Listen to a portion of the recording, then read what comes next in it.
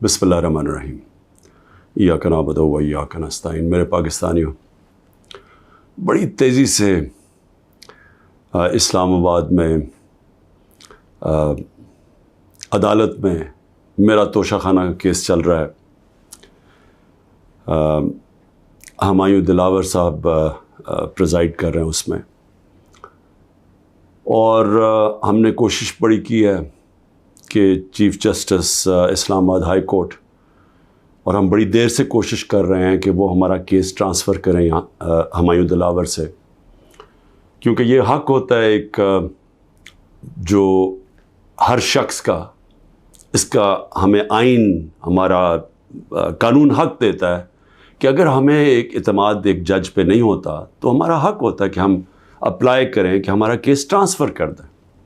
और ये हमने तब से किया था, ये मैंने कल भी बात की, मैं फिर भी आपको बता दूं कि जब मुझे गैर आइनी और कानूनी तौर पे उठाया गया इस्लामाबाद हाई कोर्ट से और मुझे पुलिस लाइंस में रखा गया, तो उधर एकदम पता चला कि हुमायूं दिलावर साहब ने अदालत गाली और मुझे तलब कर लिया तोशाखाना केस पे। ना मेरा वकील, ना मुझे पता है किसी चीज़ का, और उस केस में फिर फर्द जुर्म लगा दिया। कानून तो यह है कि मुझे बता के लगाना चाहिए था, बताए बगैर लगा दिया। तो हमें तब ही समझ आ गई कि ये हमें यहाँ इंसाफ नहीं मिलेगा। तो उसके अगले दिन हमने तब से अप्लाई किया इस्लामाबाद हाई कोर्ट में ट्रांसफ़र का। अब मैं बात कर रहा हूँ 12 मई को। ये तकरीबन अब समझ लें कि 3 महीने गुजरने लगे हैं। तब से अप्लाई किया हुआ है और कोशिश करते गए कि हमारा केस इस अदालत से निकाला जाए। उसके बाद बहरहाल जो मैंने आपको बताया कि केस हुआ, मैंने 35 सवाल दिए गए। मुहर्रम की 3 छुट्टियां थी, बड़ी मुश्किलों से हमने वो अकाउंटेंट को ढूंढा। असल में ये सारे सवाल टैक्स के बनते हैं। ये जो इस अदालत में सवाल हैं, ये हैं सारे टैक्स के, क्योंकि कहा जी आपने ये डिक्लेयर नहीं किया, आपने ये बेचा, ये डिक्लेयर नहीं किया। तो मैंने वो सारे 35 के 35 सवालों का जवाब दिया, और हर एक का जवाब मैं खड़े होकर अदालत में एक एक का जवाब दिया। तो वो जो एक जगह, और इन्होंने सरकारी 2 गवाह पेश किए। अब सरकारी गवाह क्या उन्होंने गवाही देनी थी, तो हमने कहा क्योंकि वो जो जवाब हैं उसके लिए मेरे अकाउंटेंट की ज़रूरत है, क्योंकि एक 40 साल से मेरे अकाउंटेंट वही फर्म है।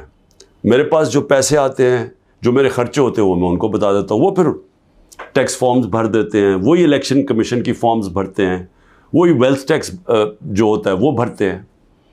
तो उनके पास सारा रिकॉर्ड होता है।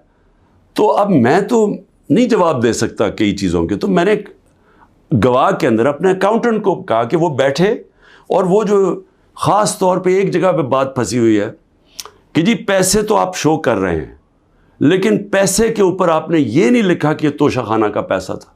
अमाउंट पूरा है लेकिन तोशाखाना नहीं, वो नहीं लिखा। तो ये अकाउंटेंट ने बताना था कि वो फॉर्म उसने जैसी भी भरी, क्योंकि फॉर्म तो वो भरता है। बहरहाल 1 घंटे का टाइम दिया गया और कहा कि 1 घंटे में अब ये नहीं पहुंचेगा तो चलो। अब अकाउंटेंट 1 घंटे में कैसे पहुंच सकता है? ये कोई मिलिट्री ट्रायल तो नहीं हो रहा। उसको विटनेस ख़त्म कर दिया, और भी हमने बुलाए हुए थे विटनेसेस जिन्होंने गवाही देनी थी इन्हीं चीज़ों को, और जो मेरा हक़ है। अब एक फेयर ट्रायल होता है कि आपको मौका मिले कि मुझे अक्यूज़ करें, मुझे मौका तो दें कि मैं अपनी सफाई पेश कर सकूं। नहीं मौका दिया गया, और बड़ी जल्दी सब कुछ तेज़ी से किया जा रहा है। छुट्टियों में कभी ट्रायल नहीं होता। ये आजकल अदालतों की छुट्टियां हैं, छुट्टियों के अंदर डे टू डे ट्रायल हो रहा है। जल्दी पड़ी हुई है कि किसी तरह ये बस जल्दी से ख़त्म हो जाए। मौका भी नहीं दे रहा है। एक दिन क्या हो जाएगा कि 1 दिन डिले हो गया, 2 दिन डिले हो गया, कौन सी क़यामत आ गई? विटनेसेस आए, हम तो मुतमईन हो जाएं कि हमने अपना केस पूरी तरह लड़ा है। लेकिन छुट्टियों के अंदर भी जल्दी पड़ी हुई है कि किसी तरह फ़ैसला आए। हालांकि हम सुप्रीम कोर्ट में भी हैं, और इस्लामाबाद हाई कोर्ट से मुझे कहना पड़ता है कि मैं काफ़ी मायूस हूँ कि वो ना फ़ैसला करते हैं, वो खींचते भी जाते हैं, वो پورا موقع دے رہے ہیں کہ یہ جب فیصلہ ہو جائے. یعنی اگر ہم نے ٹرانسفر کا اتنی دیر اپلائی کیا ہوا ہے تو کم از کم فیصلہ تو کریں. وہ کرتے بھی نہیں ہیں. بہرحال وہاں بھی ان کو بھی میں نے کہا, بڑی دیر کا کہا ہوا ہے کہ ہمیں چیف جسٹس اسلام آباد ہائی کورٹ پہ مجھے کوئی اعتماد نہیں ہے. جب مجھے اٹھایا گیا وہاں سے, آپ سوچیں کہ مجھے غیر قانونی اور آئینی طور پہ اٹھایا گیا ان کی عدالت سے, اور انہوں نے اس کو لیگلائز کر دیا. یعنی اصل میں تو ان کو اللیگل کرنا چاہیے تھا. سپریم کورٹ کو تو جانے کی نوبت نہیں ہونی چاہیے تھی. ان کی عدالت میں بیٹھا ہوں, شیشے توڑ کے, ڈنڈے مار کے, وکیلوں کو مار کے, وہ بیچارہ رجسٹری اسٹاف ان کو ڈنڈے مار کے, اور مجھے گھسیٹ کے لے گئے وہاں سے ان کی عدالت سے. اور چیف جسٹس نے کچھ بھی نہیں کیا, بلکہ اس کو جائز قرار دے دیا گیا. اس کے بعد جو اس سے پہلے ٹرین کیس تھا, 3 ممبر بینچ بیٹھا, دو ججز نے واضح طور پہ کہہ دیا کہ مینٹینیبل ہی کیس. چیف جسٹس صاحب فیصلہ ہی نہیں کر رہے, وہ بھی لٹکائے ہوا ہے وہاں. اور ہمیں اعظم سواتی کو بہت اعتراضات تھے. انہوں نے لیٹر لکھا کہ مجھے اعتماد نہیں ہے آپ کے اوپر. تو نہ وہ اپنے آپ کو ریکیوز کرتے ہیں, نہ ادھر نیچے سے ریکیوز کر رہے ہیں. اور پھر ہمیں بڑا ایک سیریس چیز ہے یہ جو فیس بک پہ دیکھیں, فیس بک 90 دن تک فیس بک کا ریکارڈ ان کے پاس پڑا ہوتا ہے. اگر FIA یا جج صاحب ایک صرف آپ کو ای میل کر دیا فیس بک کو کہ یہ کیس ہو رہا ہے, آپ مہربانی کر کے بتا دیں کہ 90 دن تک ان کی جو بھی فیس بک میں پوسٹ تھی وہ کون سی تھی. کیونکہ 90 دن تک جو لوگوں نے دیکھا ہے اور پوسٹ بھی کیا ہے کہ اس کے جو ہمایوں دلاور کی پوسٹ تھی اس پہ انہوں نے جو ان کا میرے متعلق پوسٹ کی ہوئی ہیں, وہ تو اگر کوئی بھی دیکھ لے تو مجھے تو ان سے انصاف نہیں مل سکتا. لیکن وہ FIA کے پاس گئے اور FIA نے جناب کہا جی وہ کیونکہ ڈیلیٹ ہو گئی ہیں, وہ FIA نے کلین چٹ دے دی. میچ فکس ہوا ہے. ابھی بھی اگر آپ کسی کو انصاف کی فکر ہے چیف جسٹس اسلام آباد ہائی کورٹ کی یا FIA کو, تو بڑا سیدھا ہے کہ ایک ای میل کریں اور فیس بک کو کہیں کہ ہمیں 90 دن کا دے. اس میں پتہ چل جائے گا کہ کیا دلاور صاحب مجھے انصاف دے سکتے ہیں یا نہیں دے سکتے. میں اس کے بعد دوسری بھی بات کرنا چاہتا ہوں, کیونکہ یہ تو اب دیکھتے ہیں, یہ بڑی تیز سپیڈ سے چل رہا ہے. اب دیکھتے ہیں آگے کیا ہوتا ہے. لیکن ابھی تک تو کوئی امید نہیں نظر آ رہی کہ جو فیئر ٹرائل ہوتی ہے وہ مجھے ملے گی, جو میرا رائٹ ہے. دوسری چیز یہ جو انہوں نے 2 بلز اسمبلی میں لے کے آئے بڑی تیزی سے, پتہ نہیں انہوں نے کتنے بل پاس کر دیے 1 گھنٹے کے اندر, کوئی 15 نئی لیجسلیشن لے آئے. وہ گورنمنٹ جو جا رہی ہے 15 لیجسلیشن, 8-10 لوگ بیٹھے ہوئے تھے اسمبلی میں. جمہوریت کا مذاق اڑا ہے, نہ وہ بل پڑے گئے ہیں نہ کچھ ہے, جلدی سے, اور سارا بل کے پیچھے بدنیتی ہے. اور یہ جو 2 بلز انہوں نے انٹروڈیوس کیے ہیں, سیکریسی ایکٹ اور prevention of extreme violence act, یعنی یہ جو 2 بل ہیں یہ تو ایک قوم کو غلام بنا رہے ہیں.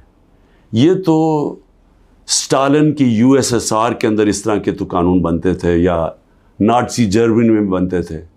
لیکن یہ کسی آزاد معاشرے میں تو کوئی تصور بھی نہیں کر سکتا کہ انٹیلیجنس ایجنسی فیصلہ کریں گی, کسی گھر میں بھی گھس جائیں گی اور فیصلہ کریں گی کہ یہ گھر کے اندر کوئی دہشت گرد ہے, اور وارنٹ ایک جو ہوتا ہے گھر میں گھسنے سے پہلے آپ کو سرچ وارنٹ لینا پڑتا ہے, اس کے بغیر آپ گھس جائیں گے گھروں میں, کسی کے گھر میں بھی گھس جائیں گے اور کچھ بھی کریں گے, اور کسی کو ان کو روکنا نہیں چاہیے. تو یہ تو ایک ملک میں بالکل ہی غلاموں کو کنٹرول کرنے کے لیے ہو رہا ہے.